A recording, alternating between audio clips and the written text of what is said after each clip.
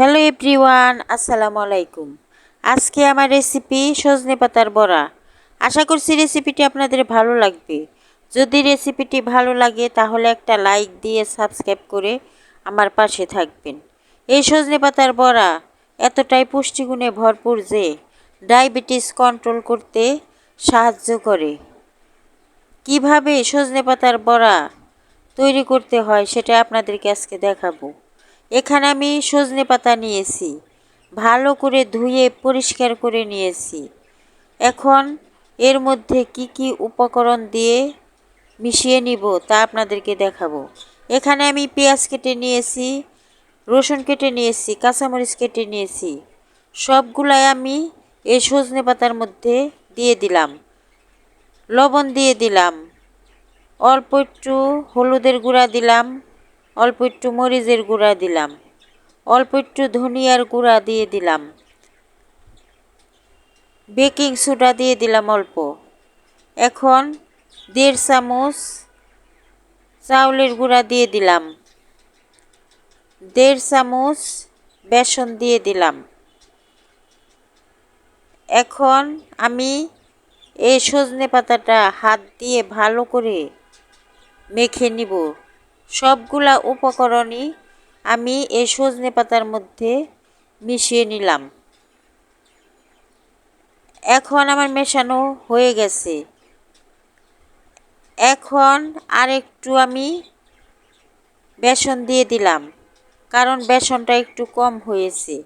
ওই কারণে আবার অল্প বেসন দিয়ে হাত দিয়ে ভালো করে মিশিয়ে নিলাম। এই সজনে পাতা এখন আমি ভাজার জন্য চুলায় চলে যাব। তাহলে আমি শুরু করি। চুলায় একটি প্যান বসিয়ে দিলাম। প্যানে আমি সয়াবিন তেল দিয়ে দিলাম বেশ পরিমাণে। এখন এই সজনে পাতাগুলা আমি বড়ার আকারে একটা একটা করে তেলের মধ্যে ছেড়ে দিব। আমি একটা একটা করে সজনে পাতার বড়ার আকারে তেলের মধ্যে ছেড়ে দিলাম। এখন এক পিঠ 3-4 মিনিট করে ভেজে নিব। চুলার জালটা মিডিয়াম লোতে রাখতে হবে। আমার এক পিঠ ভাজা হয়ে গেছে। এখন আমি উল্টিয়ে দিলাম। উল্টিয়ে দেওয়ার পর আবারও 3-4 মিনিট উল্টা পিঠ ভেজে নিলাম।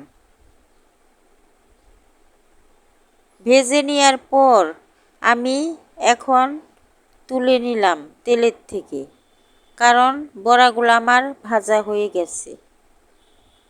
এইভাবে আমি সবগুলা বড়াই ভেজে নিব। আমার ভাজা শেষ। সজনে পাতার বড়া খেতে এতটাই মজার হয় যে একবার ভেজে বানিয়ে না খেলে আপনারা বুঝতেই পারবেন না কেমন হয়েছে আমার এই সজনে পাতার বড়া। যদি রেসিপিটি ভালো লাগে তাহলে একটা লাইক দিয়ে সাবস্ক্রাইব করে আমার পাশে থাকবেন। আরও নতুন নতুন ভিডিও পাওয়ার জন্য ধন্যবাদ সবাইকে।